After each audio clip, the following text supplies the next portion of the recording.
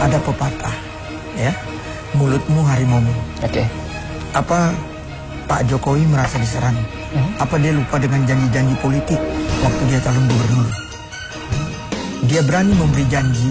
Bedanya dengan Foke nggak memberi janji. Karena Foke merasa dia pasti menang. Oke, Bang Rod. Lucu pertanyaan. Apa Prabowo merasa ditinggalkan? Enggak loh. Pak Prabowo itu calon presiden. Sekarang yang merasa ditinggalkan itu Jokowi. Dia merasa ditinggalkan oleh PDI Perjuangan. Kenapa? Nyatanya kan dia sampai sekarang belum diputuskan calon presiden. Masih Ibu Mega atau Puan. Kalau dia yang merasa ditinggalkan. Bang Rod, ini tadi dikatakan begitu ya. Maaf kata tadi Pak SBY dibilang cenderung nilainya memble begitu. Termasuk mungkin kalau bicara mengenai Pak SBY sendiri ini kan identik dengan Partai Demokrat begitu. Mas Ardi ini kalau Gus Dur nggak meninggal masih dicalonkan. Jadi kalau dia ngomong udahlah, aku nggak usah dengar lah kalau Mas Ardi yang ngomongnya kayak orang sakit. Malah jangan marah. Ya, janganlah bandingkan presiden dengan gubernur. Itu antara langit dan bumi. Ada aja. Tidak khawatir menjatuhkan citra Bapak. Enggak lah, saya kira masyarakat yang menilai lah Mas saya. Ini fitnah atau ini serangan politik.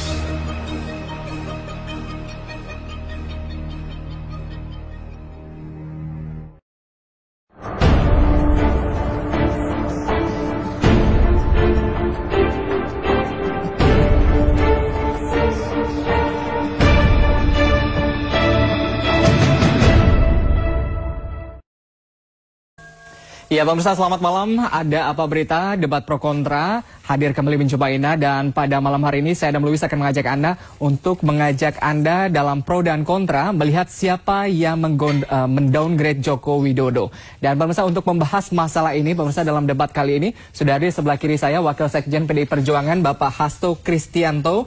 Kemudian di sebelah kanan saya juga sudah hadir dari juru bicara Partai Demokrat Bang Ruhut Sitompul. Apa kabar Bang Ruhut? Baik. Ya, dan di sebelah Bang Ruhut sudah hadir Pak Permadi dari anggota Dewan Pembina Partai Gerindra. Dan pemirsa, sesaat lagi juga akan hadir dari aktivis pro demokrasi yaitu Bapak Adi Marsadi. Pemirsa, sebelum kita mulai debat kali ini, kami akan ajak Anda untuk melihat cuplikan informasi.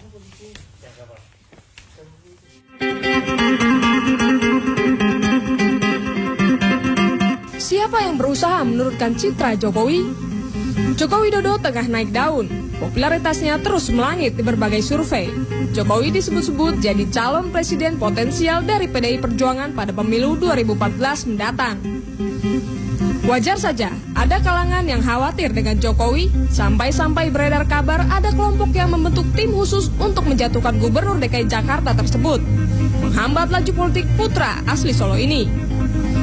Adanya kelompok penjatuhan Jokowi itu pertama kali diungkap oleh Sekjen PDI Perjuangan Cahyo Kumolo. Menurut Cahyo, tujuannya jelas. Tim khusus itu sengaja mendowngrade alias menurunkan citra Jokowi, sekaligus ingin mencabik-cabik citra PDI Perjuangan, khususnya Megawati Soekarno Putri yang juga ketua umum partai. Menjelang pemilu 2014. Tim khusus itu bahkan dikabarkan sampai bertandang ke kampung Jokowi di Solo untuk mengorek dosa-dosa Jokowi yang mungkin bisa digarap di Jakarta. Tak hanya mencari dosa Jokowi, Cahyo menyebut tim khusus itu juga bergerak ke para pemilik media massa untuk mengurangi porsi pemberitaan Jokowi. Memang tak dipungkiri, Jokowi kini berjaya di media. Kabar adanya usaha mendowngrade Jokowi ini memancing Partai Demokrat bersuara. Entah karena merasa tersindir atau tidak, Ketua Fraksi Partai Demokrat Nur Hayati alias Segaf berpendapat. Tidak hanya Jokowi yang diserang untuk dijatuhkan citranya. Bahkan Susilo Bambang Yudhoyono pernah mendapat serangan politik sebelum dan sesudah menjadi presiden. Terakhir, Nur Hayati sempat mengkritik Jokowi habis-habisan soal kebakaran Jakarta. Siapa yang mendowngrade Jokowi?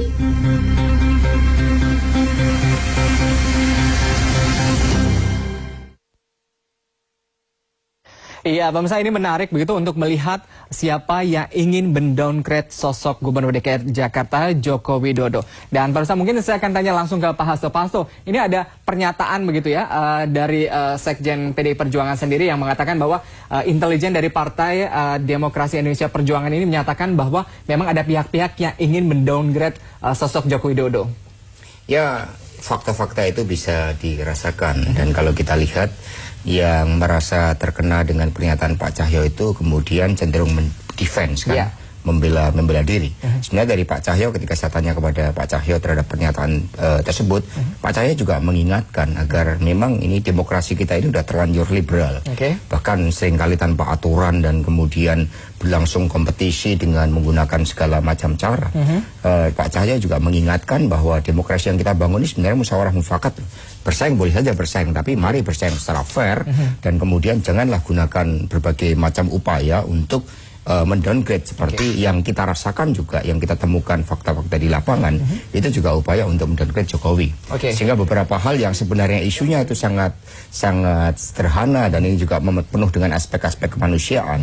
Misalnya contohnya berkaitan dengan upaya mengatasi kemacetan, terkait dengan kebijakan mengkritik terhadap mobil murah, itu kan kemudian ditanggapi juga secara politik, seolah-olah Jokowi mau melawan pemerintah pusat dan lain sebagainya. Situ. Pak Hasto, ini menarik betul, kalau masalah kemacetan ini kan Jokowi juga sempat diserang begitu oleh Presiden Republik Indonesia Pak SBY begitu. Apakah tadi maksud mendowngrade ini serangan ke Partai Demokrat begitu dengan masalah ini? Ya, kalau kita lihat memang ini banyak ya. Kita hanya tidak bisa menyebut satu pihak saja. Ini ada beberapa pihak yang memang berkepentingan bagaimana agar Jokowi tidak menjadi suatu pesaing potensial lah pada tahun 2014 yang akan datang. Banyak kepentingan begitu, termasuk dari Partai Demokrat dan juga Gerindra, karena sosok Jokowi ini melawan dari Partai Demokrat, Pak Prabowo sendiri juga sosok yang kuat begitu. Apakah dari Demokrat dan juga Gerindra ini yang menjadi lawan dan penyerang dari PDI Perjuangan? Ya, kita percaya bahwa antar partai satu dan partai lain pada dasarnya memang kita berkompetisi, tetapi dalam banyak hal kita ingin menempatkan kompetisi dalam suatu persaingan yang sehat juga. Sehingga kita memang tidak menuduh satu pihak, tetapi pernyataan yang kita sampaikan ini agar semua pihak betul-betul menjaga suatu transisi kepemimpinan yang sangat krusial ke depan. Jangan sampai politik menghalalkan segala cara dipakai lagi. Jangan sampai orang kemudian menggunakan KPU lagi, sehingga kemudian begitu belum selesai masa jabatannya direkrut oleh partai politik tertentu. Menarik. Misalnya. Saya ke Bang Ruhut. Bang Ruhut, ini menarik Bang Ruhut ya. Satu peluru tapi ini kena semua begitu ya, Demokrat dan juga Gerindra. Bang Ruhut dulu mungkin. Jadi saya hanya mengomentari begini. Tidak ada dari kami Partai Demokrat maksud daripada ucapan Mas Cahyokumolo, sahabat saya sekjen Partai PDI Perjuangan, ya, nggak ada.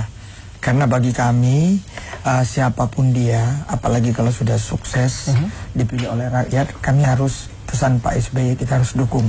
Kita harus jaga sampai selesai masa jabatan.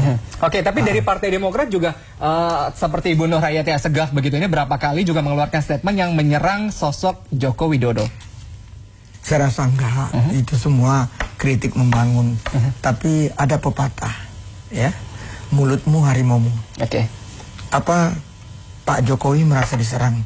Apa dia lupa dengan janji-janji politik waktu dia calon gubernur? Dia berani memberi janji, bedanya dengan Foke nggak memberi janji. Karena Foke merasa dia pasti menang. Takut dia kasih janji. Sahabat saya Jokowi, dia kasih janji karena dia kira dia nggak menang. Menarik Bang Ruhut, artinya Pak Jokowi sendiri anti kritik begitu? Merasa dikritik? Saya ingin katakan, kalau kaitan macet itu janji dia kok. Tidak menggusur itu janji dia kok. Tidak banjir itu janji dia kok. Bahkan tidak ngeong-ngeong, nggak dikawal foreigners, janji dia kok. Tapi semua sekarang dia langgar. Itu yang aku bilang, mulutmu harimaumu. Menarik Pak Hasto, tanggapan. Ya, suatu janji kampanye menjadi komitmen tidak hanya bagi Pak Jokowi, bagi PDI Perjuangan dan Gerindra yang memberikan dukungan pada Pak Jokowi. Kita menjadi pendukungnya bagaimana agar janji itu dipenuhi. Cuma harus kita lihat seperti yang sampaikan Bang Ruhut tadi, persoalan kemacetan misalnya. Ini kan masa Pak Jokowi kan juga 1 tahun, tapi paling tidak ada satu arah. Kita melihat bagaimana upaya-upaya untuk memperbaiki MRT misalnya. Selama ini kan juga terhambat. Padahal kalau kita melihat sebenarnya apa yang terjadi di Jakarta juga tidak bisa terlepas dari pemerintah pusat. Tapi kalau disuruh tanggung jawab, Pak Jokowi akan tanggung jawab untuk memenuhi seluruh janji-janjinya di situ. Nah, tapi arahnya paling tidak kan sudah benar. Hanya saja memang ada berbagai policy yang berbeda. Contohnya ketika kita mau pemerintah DKI mau meremajakan angkutan umum seperti bis, itu kan meminta adanya suatu pemotongan pajak, mengingat ini adalah public transportation ya.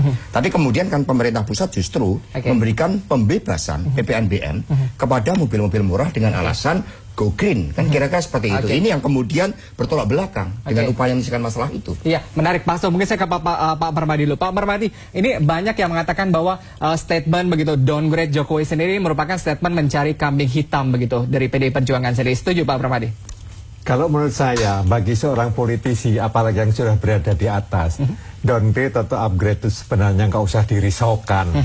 Jokowi sendiri pernah di downgrade ketika melawan Voke, sengaja dikecilkan surveinya, Voke sengaja dibesarkan, tapi faktanya Jokowi menang.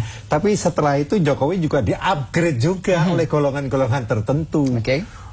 Menurut saya, minta maaf, Jokowi itu belum berpengalaman, belum menunjukkan prestasi, tapi tiba-tiba wah mencuat tinggi sekali, mengalahkan Mega, mengalahkan Prabowo dan lain sebagainya. Ya, ini kan ada juga upaya-upaya untuk mengupgrade, untuk menjatuhkan mental lawan politiknya. Jadi menurut saya biasa saja, nggak usah dirisaukan, nggak usah dibesar-besarkan. Ya menarik pemirsa, istilah downgrade ini sebenarnya siapa yang marah, apakah Jokowi atau partai politiknya? Ini akan kami bahas selepas pariwara berikut dan tetap bersama kami di Debat Ada Apa Berita.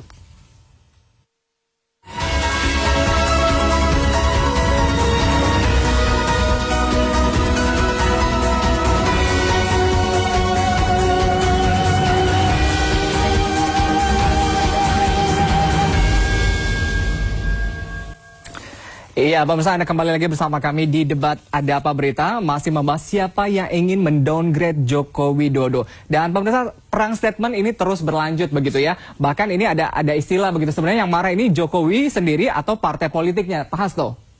Ya, kita tidak marah kan. Apalagi Mas Sayo menyampaikannya juga dengan santun.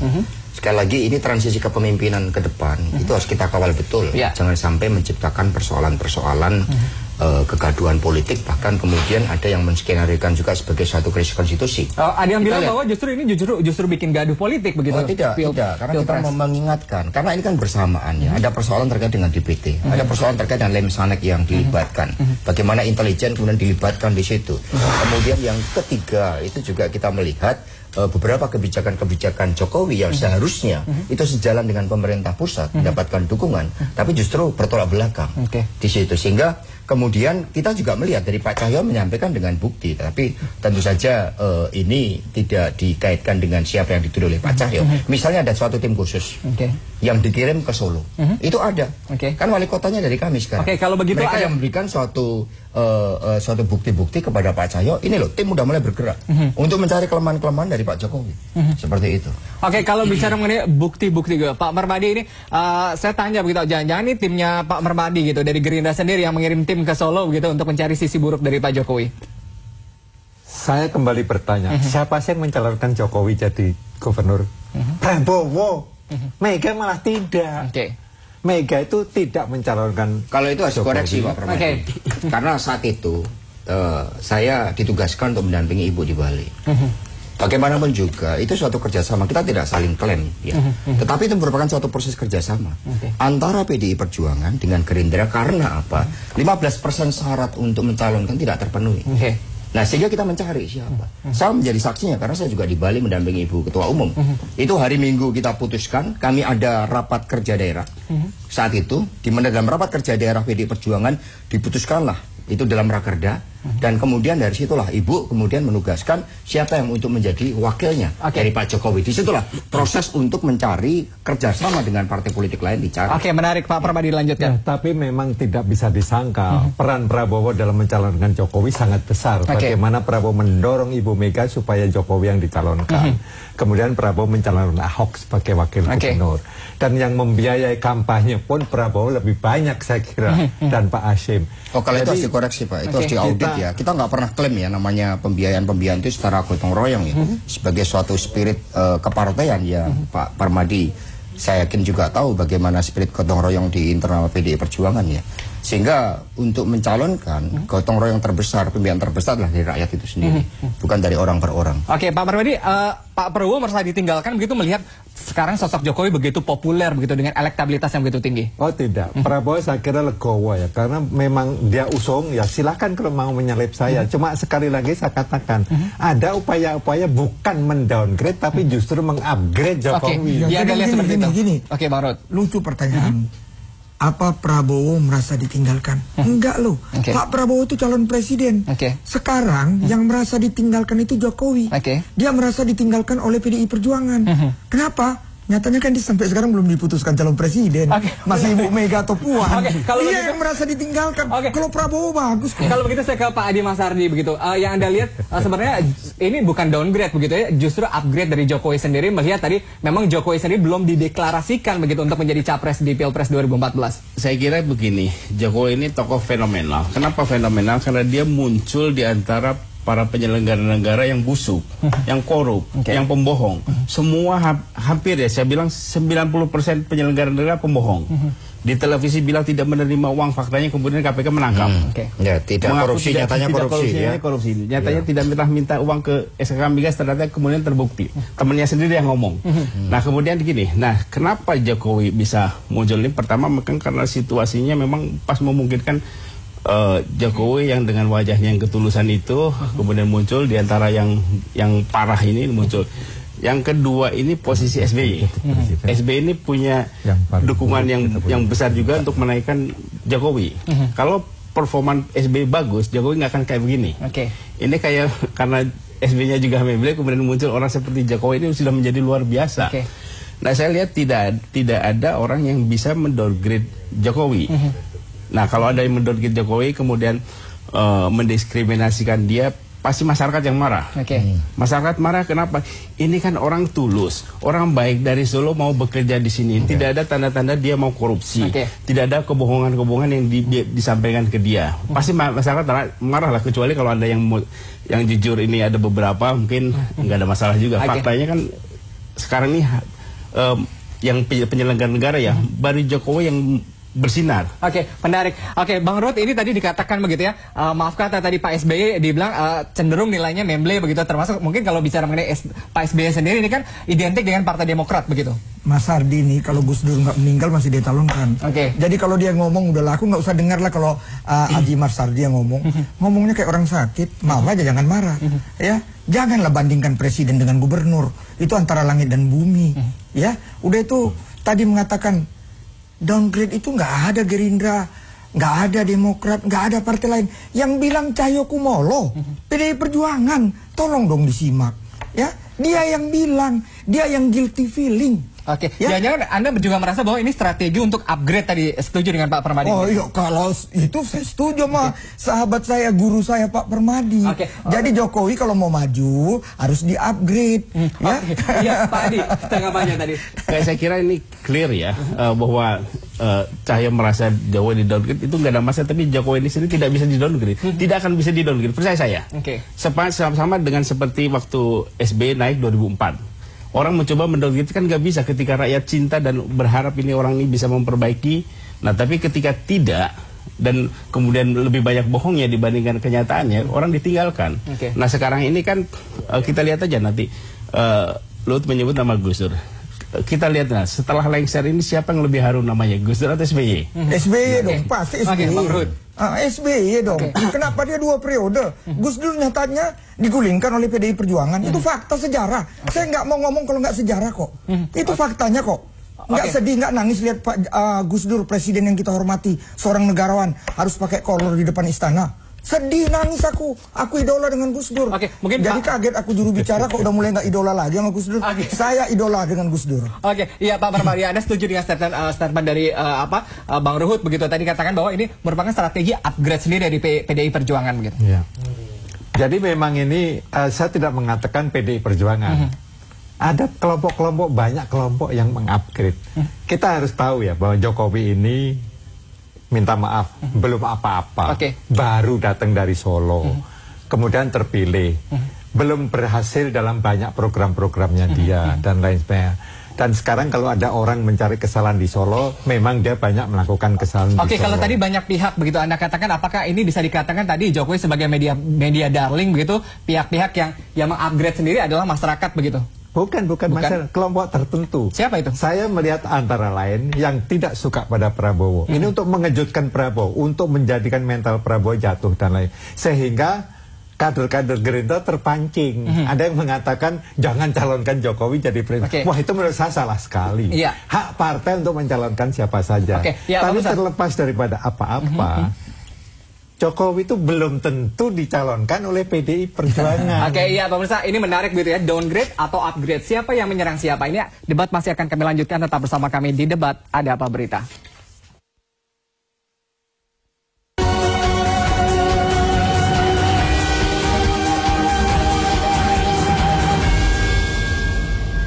Akan menilai itu fakta gitu loh, fakta. Jadi kalau isu fitnah buat saya sudah dari dulu biasa.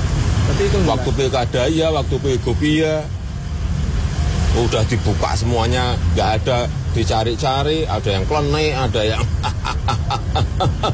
ada aja. Tapi nggak khawatir Bang jatuhkan citra Bapak? Enggak lah, saya kira masyarakat yang menilai lah Mas saya. Ini fitnah atau ini serangan politik atau ini apa itu untuk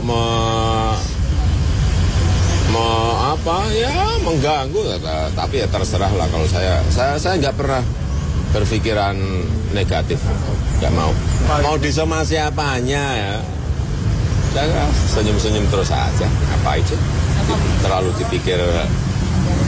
dipikir berat-berat, gitu. Politik ya seperti itu, tapi apa ya, saya nggak ngerti juga kenapa saya gitu loh. Mungkin pada 2015 ya, dikabarkan mau naik. Nggak tahu kenapa saya gitu loh. Saya udah bilang bolak-balik tidak copras-capres, nggak pernah mikir copras-capres, nggak mikir surpa-surpa, udah saya sampaikan bolak-balik. Saya sekarang tetap konsentrasi di kerja, ini hujan udah turun kayak gini ya, konsentrasi menyelesaikan pekerjaan-pekerjaan yang belum selesai terus, agar nanti realisasi anggaran bisa. Iya, pemirsa, debat kami lanjutkan. Bang Ruth, ini terlihat tadi ya tanggapan dari Pak Jokowi begitu tulus, begitu tidak takut untuk dijadikan musuh bersama. Tanggapannya? Udah aku bilang, 5 tahun dia jadi gubernur kami harus jaga. Karena Pak SBY ngajarkan kami siap menang, siap kalah. Saya sama Jokowi bersahabat. Kemarin terakhir kawinan anak Pak Luhut, kita biasa ketemu cipika-cipiki.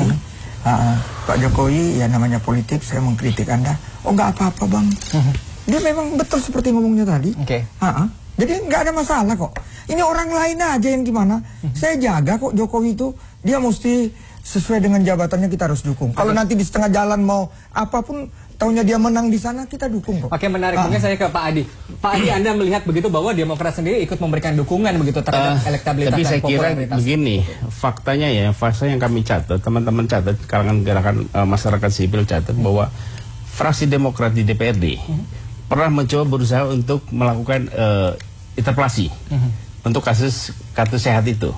Kemudian kita ingatkan teman-teman civil society, masyarakat ingatkan, lo kan juga nggak benar. Kemudian karena ini juga masih baru, kemudian ada reaksi masyarakat, kemudian hilang tiba-tiba isu itu. Kemudian SBY juga against Jokowi soal lalu lintas. Kemudian kita bilang nih SBY cari masalah nih, dan dia mendapatkannya. Nah, tetapi begini bahwa Jokowi ini merupakan fenomena dari, saya melihat dari gejala sosialnya, masyarakat Indonesia ini sekarang sedang mencari orang pemimpin dari kalangannya sendiri, mencari idola dari kalangannya sendiri. Itulah sebabnya kalau kita lihat fenomena itu misalnya di kalangan dunia artisan misalnya, orang yang tidak ada lagi yang Indo-Indo, yang terkenal adalah Tukul, adalah Sule, adalah yang lain-lain biasa. Di Ustadz di Islam juga Ustadz Maulana, yang orang yang sangat biasa. Dan ini kepemimpinan juga muncul Jokowi. Jadi sudah ingin dari golongannya sendiri, enggak dari yang tipu-tipu, yang pencitraan begitu. Dan saya kira itulah sebabnya saya yakin bahwa apapun Jokowi jadi presiden atau tidak jadi presiden, dia akan tetap menjadi idola. Menarik. Ini menarik gitu. Mungkin saya ke Pak Permadi. Pak Permadi, ini kalau bicara mengenai tipu-tipu gitu, sebenarnya yang berbohong ini begitu, ini siapa sih begitu? Saya kok segen komentari. Sekarang kuncinya itu pada Ibu Mega. Ibu Mega itu, saya waktu menjadi anggota DPR mewakili fraksi PDI Perjuangan, itu orang yang sangat hati-hati, sangat perhitungan.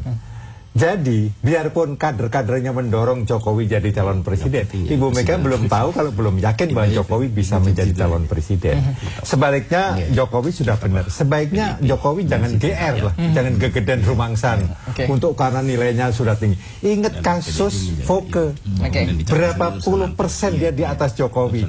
Faktanya kalah. Jadi hal ini ada permainan politik untuk mengupgrade maupun mendowngrade. Menurut saya kalau politisi sudah tingkat tinggi, biasa kok dihantam, semakin tinggi pohon semakin goyangannya keras. Mungkin saya ke Pak Hasto begitu. Pak Hasto ini dibilang Pak Permadi bahwa Jokowi ini terkesan GR begitu. Ini jangan-jangan testing the waternya dari Jokowi sendiri untuk melihat apakah Jokowi sekarang elektabilitas dan juga populernya masih tinggi begitu sejauh ini. Ya, kalau Pak Jokowi kan orangnya rendah hati ya. Dia orang kerja, dia orang yang turun ke lapangan, dan orang yang tidak suka pencitraan sebenarnya, tidak suka segala sesuatunya dibuat. Yang jelas apa yang disampaikan Pak Jokowi tidak perlu belajar dari Inggris lah, gerakan tangannya itu. Jadi apa adanya Pak Jokowi, sehingga dalam konteks itu nggak ada juga rasa GR, merasa dirinya hebat ya. Saya pikir Pak Jokowi sebagai kader partai siap ditugaskan dalam posisi apapun. Nah, justru dari Ibu Mega sendiri, seperti yang Pak Permadi sampaikan, Ibu Mega juga mengingatkan pada saat peluncuran buku Pak Sabang Sirait, bahwa yang susah di Republik ini adalah menjadi pemimpin. Kalau menjadi presiden gampang, dan jangan kemudian menjadi presiden baru belajar menjadi pemimpin. Itu yang kita sebenarnya tidak berkeinginan. Nah, apalagi lihat persoalan-persoalan yang cukup berat. Sekali lagi yang dikatakan oleh Pak Cahyokumolo, ini satu rangkaian. Satu rangkaian bahwa pemilu 2014 ke depan itu masa-masa yang sangat krusial. Dan kita lihat sampai sekarang, kalau kita lihat masalah MK-nya, ada persoalan sebagai benteng demokrasi. Ada persoalan Lemsanet yang mau dilegalkan, intelijen mau dilibatkan di situ. Ada persoalan DPT yang tahun 2009 saya menyatakan DPT sebagai alat pemenangan. Itu terjadi. Ada persoalan juga yang berkaitan dengan IT-nya. Nah, ini kan menjadi suatu persoalan yang faktanya ada di depan mata. Pak Hasto tadi dikatakan Bang Ruhut begitu ya, bahwa nggak apple to apple gitu membandingkan gubernur dengan presiden gitu. Bahkan Jokowi terkesan di sini anti kritik juga.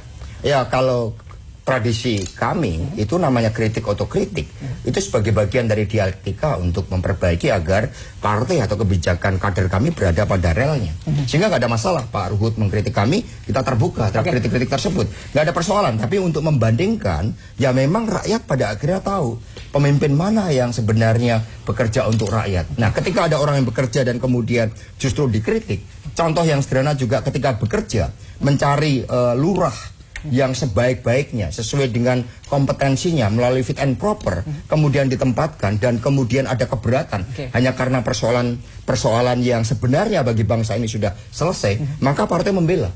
Kita membela ketika ada persoalan terkait dengan Lurah Lenteng Agung misalnya. Kita bela karena prinsip kebangsaan itu atas dasar kesetaraan warga negara. Tapi yang kami heran justru Menteri Dalam Negerinya malah kemudian tidak membela. Ini jangan-jangan khawatir begitu ya Pak Hasto begitu. Kalau misalnya elektabilitas dan juga popularitas dari Jokowi menurun, ini kan juga membawa pengaruh ke partai politik, sehingga partai politik ini termasuk Pak Cahyokumolo ini berkomentar tentang downgrade ini.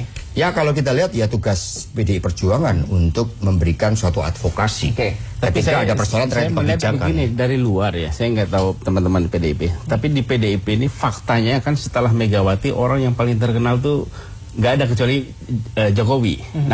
Nah mungkin teman-teman PDIP lihat bahwa Jokowi ini salah satu aset.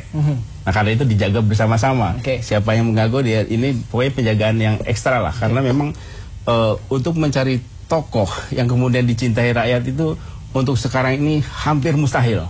Makanya ketika muncul Jokowi, nah ini kalau kita tidak jaga bersama, ya merupakan kesalahan kita lah. Dan saya dan teman-teman masyarakat sipil juga menjaga hal ini.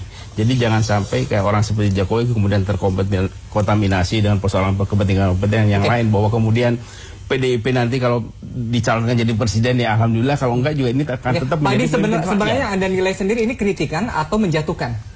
Saya kira kritikan ini konteksnya menjatuhkan. Karena berbeda dengan kritikan misalnya soal kebijakan dia mengingatkan janji pemilu, ini sekarang sudah begini, itu lain, itu kritikan. Menarik. Mungkin ke Bang Ruhut. Bang Ruhut ini bilang banyak yang ingin menjatuhkan Pak Jokowi begitu. Jadi saya udah bilang, Jokowi itu nggak usah dijatuhkan, jatuh sendiri kok nanti. Lihat pembukaan klien tadi. Naik daun itu ya identik dengan pohon. Pohon itu ada buahnya. Ini Gubernur DKI Betawi. Buah matang pohon tinggal tunggu jatuhnya. Oke. Kan itu aja kalau saya ngomong enak-enak aja. Pak Hasto, ini dikatakan begitu ya bahwa Pak Jokowi sendiri ini tinggal tunggu jatuhnya aja begitu. Ya, bagi PDI Perjuangan kita akan diajarkan juga oleh Ibu Megawati untuk membangun politik yang berkeadaban. Politik yang berdasarkan pada keyakinan. Karena itulah kami lebih memilih berada di luar pemerintahan karena kami memang melihat dalam suatu sejarah kepemimpinan, misalnya adanya tradisi impor pangan sehingga kita menjadi begitu tergantung pada impor pangan yang begitu besar. Maka kami lebih memilih itu. Bukan kaitannya kami tidak setuju dengan Pak SBY, tapi kaitannya untuk bagaimana membangun kualitas demokrasi yang lebih baik. Bisa kita bayangkan kalau seluruh DPR tiba-tiba menjadi bagian dari pemerintah. Maka kami punya tugas untuk meningkatkan kualitas demokrasi dengan menjadi pihak yang berada di luar pemerintahan. Itu tugas yang patriotik juga. Nah, kemudian juga terhadap Pak Jokowi, yang namanya pemimpin kan dipilih rakyat. Yang justru kami khawatir adalah dengan berbagai macam upaya, termasuk tadi legalisasi atas keterlibatan intelijen, kami kadang-kadang berpikir pemilu 2014 yang akan datang ini pasti bermasalah. Apalagi ada suatu dalil yang dibuat oleh saudara Akhil Mukhtar untuk kasus di Bali yang mengatakan pemilih mencoblos lebih dari satu kali atau diwakilkan itu disahkan oleh mahkamah. Ini kan bertentangan prinsip one man one vote. Menarik sekali. Pak Hasto, kita harus break sejenak. Pemirsa, ini kalau misalnya downgrade upgrade ini sudah melibatkan masing-masing intelijen dari partai politik, tentunya Pilpres dan juga Pileg 2014 akan semakin memanas. Debat ada apa berita akan kami lanjutkan usai pariwara.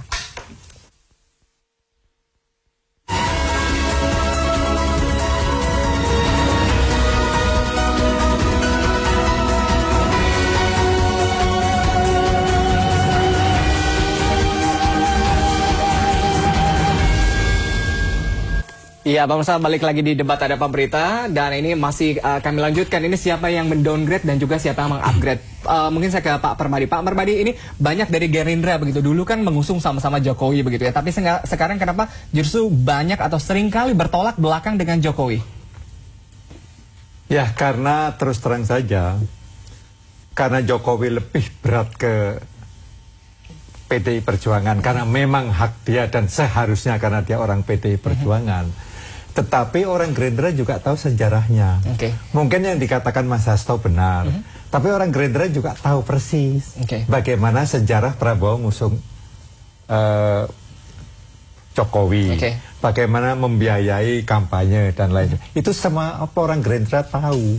Sehingga melihat sikap Jokowi yang begitu, ada ketidaksenangan. Merasa Jokowi kacang lupa kulitnya begitu? Kira-kira demikianlah, kira-kira. Pak Hasto. Saya justru agak khawatir ya kalau dalam pemilu yang seharusnya itu rakyat berdaulat untuk memilih dan rakyat yang menjadi hakim tertinggi, kemudian diklaim dari investasi kapitalnya. Sehingga kalau tadi pernyataan Pak Permadi tadi benar, berarti Pak Prabowo itu berpolitik karena investasi kapital. Karena saya sudah menyumbang terbesar, katakanlah seperti itu tadi Pak Permadi, maka saya berhak untuk mengendalikan Jokowi. Ini akan berbahaya. Maaf, sama sekali tidak ada keinginan seperti itu kalau klaimnya seperti itu. Pak Permadi. Sama sekali tidak ada keinginan untuk mengendalikan. Bahkan Prabowo menyerahkan kok. Saya ingat ya, ketika 2009 Prabowo bersedia menjadi wakil presiden, calon wakil presiden. Pada waktu kampanye, Prabowo mengatakan, saya hanya bersedia jadi presiden. Itu diucapkan di mana-mana. Karena itu ketika dia minta memberitahukan pada saya ini tidak bisa jadi orang pertama, tapi jadi orang keduanya Bu Mega, saya marah. Anda jangan mengingkari ini. Tapi apa kata Prabowo? Saya terharu terus terang saja. Dia menyalahkan saya. Siapa yang menamakan saya Soekarno kecil? Saya katakan saya. Siapa yang mengharuskan saya menghargai keluarga Bung Karno? Saya. Nah, kenapa ketika saya mau melaksanakan Mas Permadi malah tidak mengizinkan? Loh, masalahnya tidak begitu. Nah, kemudian Prabowo menjelaskan bagaimana dia menghargai dan menghormati Ibu Mega. Kalau dia tidak mau jadi wakil presiden, anak Soekarno ini tidak bisa mencalonkan. Tidak bisa, karena tidak ada, tidak kurang. Artinya Gerindra tidak mau untuk kedua kalinya begitu ya, mundur begitu menjadi cawapres begitu? Oh, saya kira tidak. Ini kesempatan terakhir dari Mas Prabowo untuk jadi presiden atau tidak. Anda bisa putuskan begitu bahwa terlihat nanti tidak akan ada koalisi begitu di Pilpres dan juga Pileg 2014, bahwa Gerindra akan bersanding dengan PDI Perjuangan. Kemungkinan besar terjadi. Karena yang penting kan pemilihan legislatif dulu. Kita belum tahu hasilnya berapa. Karena itu Megawati belum pernah menyatakan calon presiden siapa, dan Prabowo belum pernah menyatakan wakil presidennya siapa. Menarik Pak Hasto, ini banyak yang mengungkit-ungkit perjanjian batu tulis begitu. Ya, kalau kita lihat ya, Ibu Megawati tidak mungkin punya suatu hasrat sekedar menjadi presiden dan kemudian mempertaruhkan segalanya seperti yang disampaikan oleh Pak Permadi. Di dalam batu tulis saat itu Ibu sampai menyatakan ya udah, tidak menjadi calon presiden juga tidak menjadi suatu persoalan. Ketika ada suatu proses yang namanya kerjasama, itu kan sama-sama. Kita punya gambaran ideal tentang bangsa ini. Bagaimana kita mengoreksi suatu sistem ekonomi kita yang neolib menjadi ekonomi kerakyatan. Bagaimana kita menjadikan ide gagasan Bung Karno menjadi haluan dari negara. Saya pikir itu yang menjadi suatu dasar ketika Ibu sama Pak Prabowo bertemu. Tapi ternyata dari Pak Permadi tadi kan suatu kalkulasi kekuasaan. Pembagian menterinya, dan kemudian tadi dikatakan untuk bahkan Pak Prabowo pun ini karena menjaga suatu putri dari Bung Karno.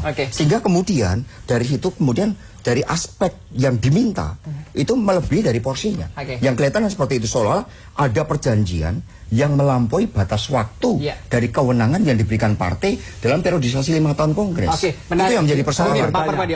Apakah Mas Hasto sudah baca isi perjanjian? Saya membaca dari Pak Theo Safei almarhum saat itu. Ada tidak kata-kata Mega? Oh jelas. Tidak. Saya juga baca di atas meter. Tidak ada. Bapak yang baca dari siapa? Jelas. Saya juga baca di situ. Saya baca. Makanya dalam konteks seperti ini, Pak, sekarang terlepas dari hal itu, Pak, menjadi seorang presiden atau calon presiden itu dukungan dari rakyat. Bukan suatu klaim untuk karena suatu dukungan dari bukan masalah presiden, itu. Tapi adalah perjanjian. Perjanjian itu ditulis di atas kertas putih. Iya, Pak Permadi tahu bagaimana Ibu Megawati mengambil keputusan. Bagaimana beliau itu taat pada mekanisme. Bagaimana satu ranah partai itu periodisasinya 5 tahun. Dan kerjasama, ini namanya kerjasama bukan koalisi. Karena ini hitungannya tadi detail sekali kan. Koalisi, kerjasama itu ditujukan adalah untuk memenangkan pemilu presiden. Menarik Pak Permadi, ini dinilai memenangkan. Faktanya Pak, ternyata Pak Prabowo setengah hati juga kan. Dalam perjanjian itu jelas tertulis. Faktanya Pak, sebentar, Pak Prabowo tadi kan setengah hati juga. Harusnya saya calon presiden, kenapa saya menjadi calon wakil presiden? Maka setengah hati kampanyenya. Kan seperti itu yang Pak Permadi tadi ceritakan. Menarik. Jadi dalam perjanjian itu ada memang pembagian kerja, Mega presiden, Prabowo wakil presiden. Nah, kalau pembagian kerja saya sependapat. Memang ada kalau pembagian, di situ ada suatu kementerian itu ada. Ya itu ada, tapi kalau kemudian ada kata-kata tahun 2014 Mega akan mencalonkan Prabowo sebagai calon presiden. Itu saya baca di perjanjian itu. Dengan suatu kondisi, Pak, perjuangan kita di dalam mengabdi pada bangsa dan negara ini berhasil. Tapi ternyata Pak Prabowo tadi setengah hati seperti Pak bilang. Karena harusnya saya menjadi capres. Ternyata menjadi cawapres. Dilihat juga hasil pemilu legislatifnya, Pak. Justru ada proporsionalnya, Pak. Sebentar, Pak Permadi. Prabowo ragu-ragu. Tapi Pak Prabowo menjadi wapres itu juga suatu posisi kehormatan. Pengorbanan dia karena dia sangat mengidolakan Bung Karno. Kalau putri Bung Karno tidak didampingi Prabowo, tidak bisa mencalonkan. Gimana mau berkorban urusan Jokowi aja diungkit-ungkit juga yang sama. Kalau nggak ada Pak Prabowo, Pak Jokowi nggak akan menjadi calon gubernur. Gimana seperti itu? Fakta kok. Ini kalkulasi pragmatis. Saya heran Pak Permadi menjadi seperti ini yang mengaku penyambung lidah Bung Karno. Fakta. Itu. Saya jadi heran. Penyambung lidah Bung Karno. Ada apa motif apa di situ? Menyatakan fakta. Faktanya bagaimana? Saya juga faktanya siapa yang dicalonkan Ibu Mega dalam masalah gubernur? Baik, mungkin ke sebelumnya. Bukan. Iya, Bapak saya di dalam DPP, Pak. Bapak ini analisis dari luar. Coba pakai ilmu supranatural lagi, Pak. Bukan. Coba Bapak pakai ilmu dukunnya dulu lah. Iya, mungkin Bang Ruhut. Jadi begini, statement saya bagi partai kami, karena dari tadi ini ngomong rakyat, suara rakyat itu suara Tuhan. Ke depan tegas ketua umum kami yang juga pendiri, penggagas pendiri partai, untuk menghadapi 2014 ini, baik itu legislatif tanggal 9 April dan juga Pilpres. Berbenahlah kerja keras lah dan tingkatkan kesejahteraan rakyat. Jadi maksud saya, ya kami sudah berbenah ya, dan bahkan mungkin kami duluan yang berbenah, itu kan bagus sekali. Tapi yang jelas jadi, Pak SBY nggak bisa lagi jadi presiden. Perdebatan kita tadi kan dari tadi saya minta tolong, mohon please, ini kan mengenai Jokowi. Jadi jangan Megawati sama Prabowo, jangan bos, kita ditonton rakyat. Jadi yang saya mau katakan, saya mau katakan begini, juga kita. Ingat nggak tadi awal saya selalu kalau debat saya lihat awalnya Jokowi 21%, Pak Prabowo belasan persen, Ibu belasan persen. Tapi lupa salah satu media yang sangat akurat dan independen, Harian Kompas.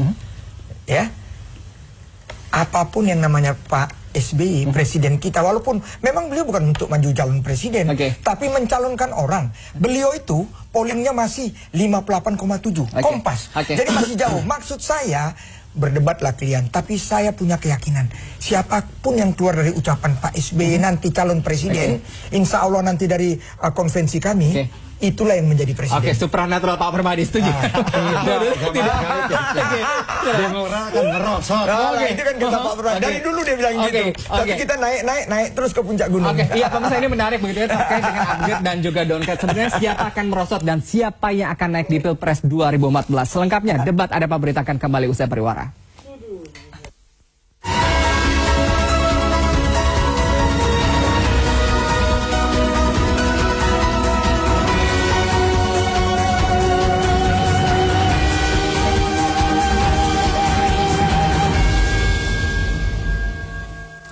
Ya, pemirsa, debat Ada Apa Berita masih kami lanjutkan. Ini terkait dengan upgrade dan juga downgrade begitu. Ini menjadi salah satu strategi politik melihat bahwa Pilpres dan juga Pileg 2014 mendatang ini akan semakin memanas gitu. Tapi Pak Adi, Anda melihat sendiri begitu ini bahwa amunisi yang dikeluarkan begitu dari PDI Perjuangan begitu untuk menembak semua partai yang ada lawan politik dari PDI Perjuangan. Tapi saya ingin mengatakan begini, pertama soal Jokowi ya. Jokowi ini kira-kira saya ingat pepatah begini. Keberhasilan itu punya 1000 bapak, tapi kegagalan itu anak haram. Nggak ada orang mau mengakui. Nah, keberhasilan Jokowi juga baik dianggap keberhasilan Gerindra. Ada PDIP bilang keberhasilan PDIP, teman-teman sosial media bilang keberhasilan sosial media. Tapi faktanya ini kan kemenangan rakyat. Rakyat sudah percaya kepada Jokowi karena ini orang ini lugu, tidak ketahuan pembohong, dan kelihatannya tulus, kemudian diidolakan masyarakat, dan masyarakat di tempat-tempat lain. Mungkin nggak ada kepala-kepala daerah yang baik juga, cuma kalau Jokowi ini ada di Jakarta, pusat pemberitaan ada di sini, Jokowi yang menonjol. Nah, tapi faktanya kan sampai saat ini ya langkah-langkah Jokowi ini sudah hampir sesuai dengan apa yang dia kampanyekan.